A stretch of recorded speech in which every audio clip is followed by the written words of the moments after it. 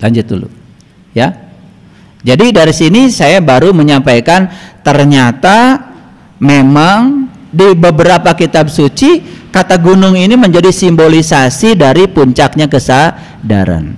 Oleh karena itu kita harus menapaki kesadaran demi kesadaran sampai di puncaknya kesadaran. Disitulah Nabi Muhammad berjumpa dengan Tuhan. Walaqad ra'ahu nazlatan ukhra inda sidratil muntaha, di puncak kesadaran.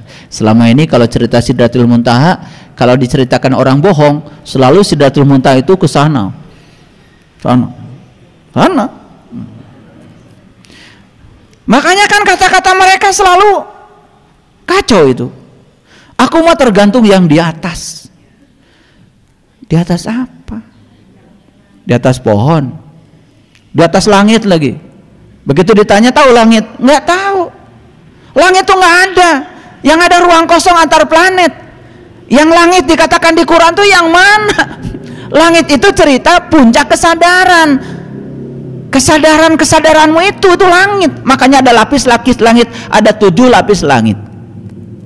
Saya pernah belajar apa itu kesadaran dari keyakinan agama lain. Pertama kesadaran materi, yang kedua kesadaran energi, yang ketiga kesadaran keseimbangan materi dan energi, yang keempat kesadaran kasih, yang kelima kesadaran murni, yang keenam itu adalah kesadaran tentang jati diri, yang ketujuh adalah kesadaran tentang pertemuan dengan Tuhan, dan puncaknya adalah puncak kesadaran.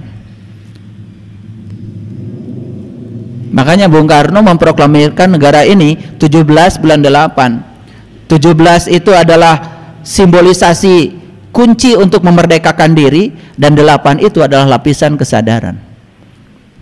Itu keren sekali. Jadi aneh ya kalau orang mengatakan diri sudah merdeka tapi nggak sadar-sadar. Ternyata kata gunung dalam kitab suci, ini yang saya teliti, karena saya peneliti, saya kalau bicara tidak ngasal. Saya hitung dalam Quran, ayat Quran yang berbicara tentang kata gunung itu lebih dari 70 kata. Lebih dari 70 ayat berbicara kata gunung di Quran.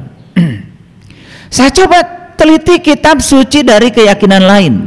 Misalnya dalam Injil. Makanya saya buktikan ya. Ini saya sitir ayatnya.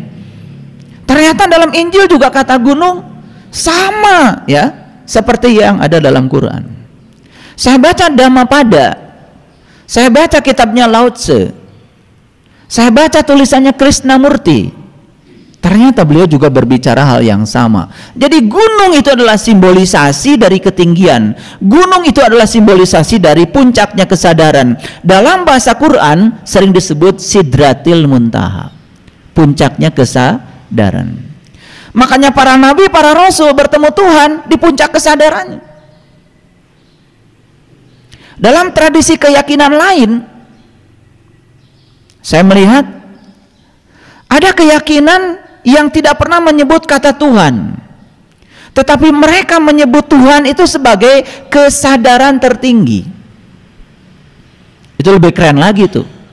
Menyebut Tuhan itu bukan sebagai Tuhan, tetapi menyebut Tuhan sebagai kesadaran tertinggi.